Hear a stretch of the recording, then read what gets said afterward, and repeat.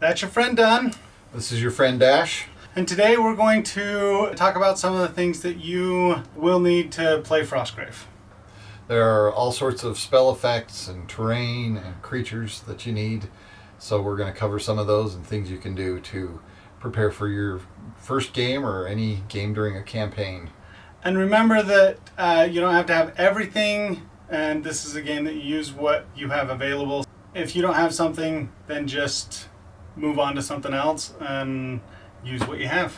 Like in our game, we rolled a boar. I didn't have a boar ready, so we played a bear instead. Yep. Let's get started. Here are some of the basic creatures that you want for Frostgrave. They have some bears.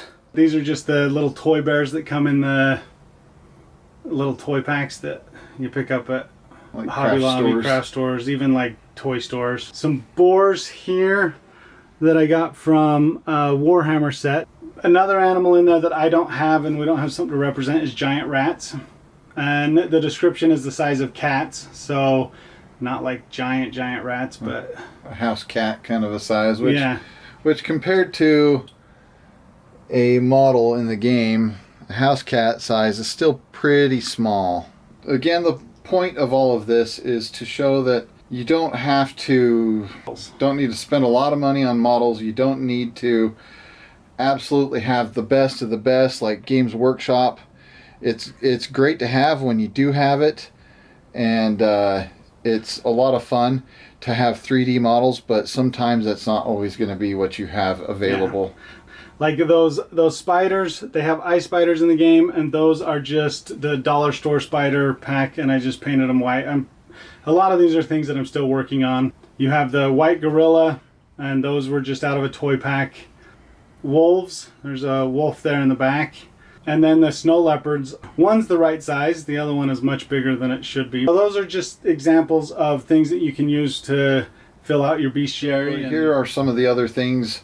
You can see that we switched it up a bit. Instead of having a predominance of 3D sculpted miniatures, we've got some cardboard standees that are here because sometimes, like we talk about, you just don't have everything available. These are the Pathfinder ones from it's the Pathfinder bestiary box. The box is not like you're going to go out and spend, it's not $5. I think it's $45.50. But you get a ton of standees to represent stuff, and it will fill out the stuff that you need very quickly. Right. But again, if you're on a budget and you need to do even better than that, just get online, find the picture you want, print it out, and put it on your own stand. Right. I don't think I've really ever used this thing's a worm is what I'm going to use it for in Frostgrave. And I've never used a worm miniature in anything ever. I don't know if I ever will after, so I could be happy with this and never have a 3D miniature. Dash, however, has made this beauty right here. It looks like it's straight out of an H.P. Lovecraft book.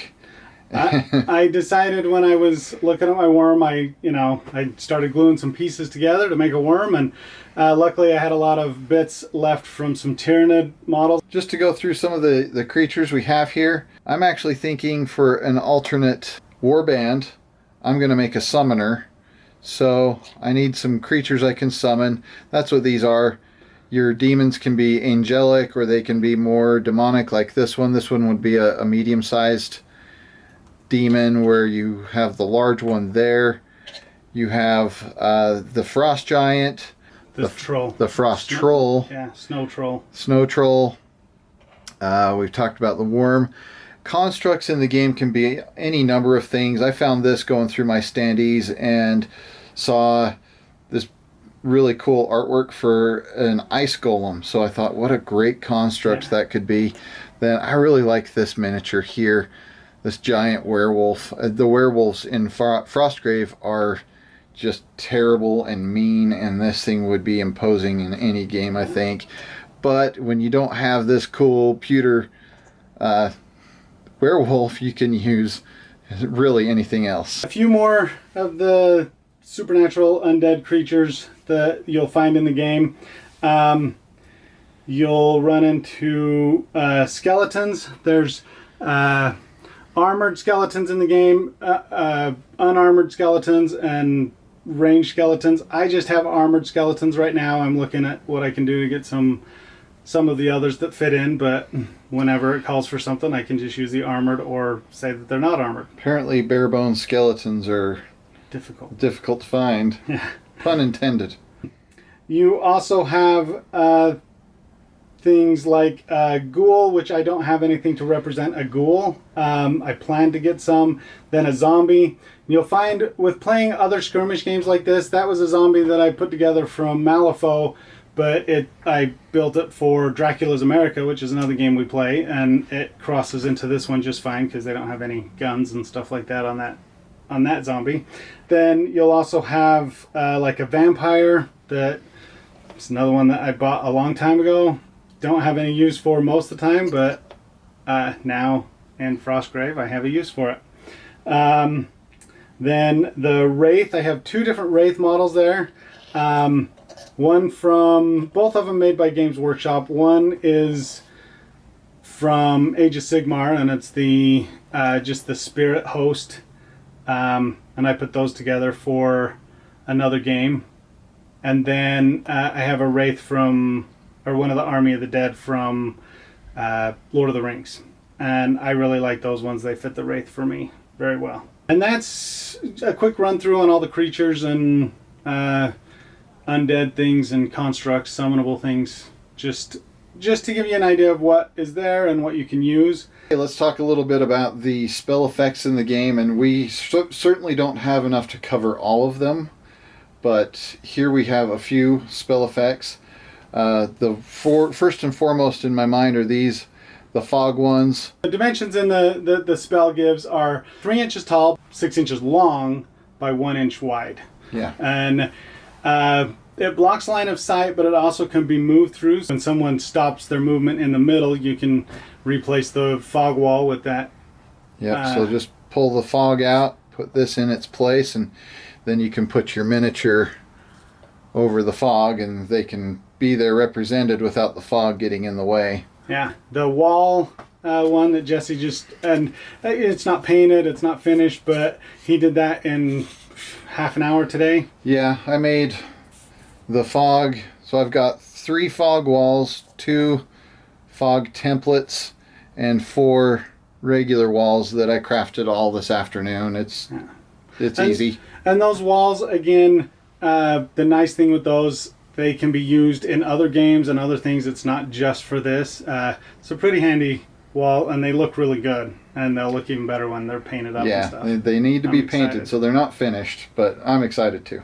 Some other spell effects are, that circle there is going to be a circle of protection. I don't know exactly what I'm going to do for it, but it's supposed to be, so I just bought the 3-inch discs, a pack of them for some different things, and what those allow is demons can't pass through them in the spell, and so just going to paint it up and do something to represent a circle of protection. And there's another spell, the Wizard's Eye, that you cast on the side of a building, and so I've started these just to represent the Wizard's Eye. There are other spell effects that may need some representation.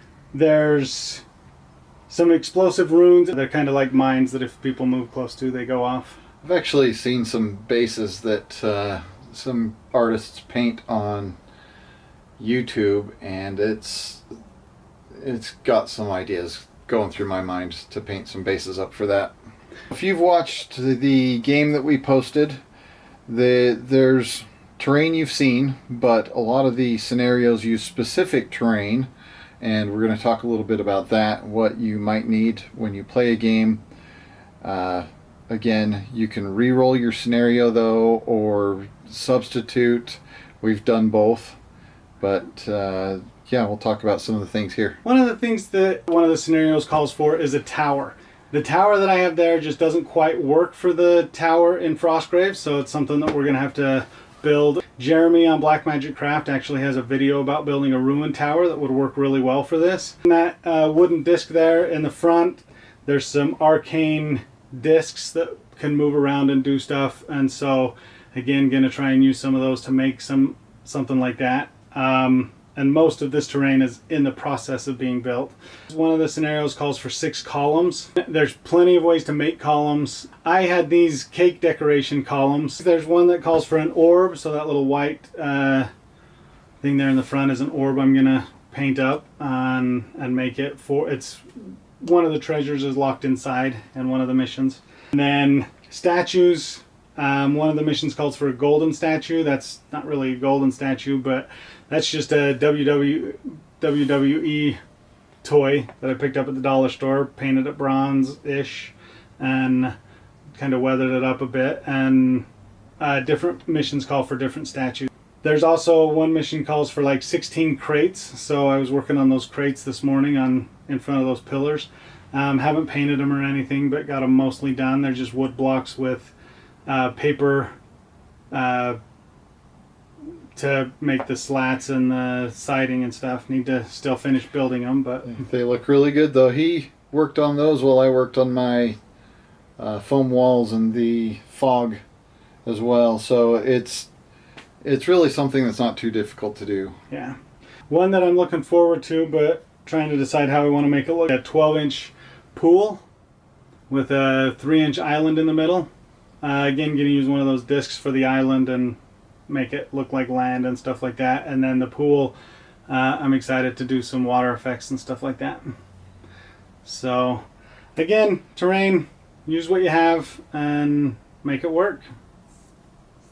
Well, we hope you found this informative and learned something new about what you want to do for your Frostgrave games.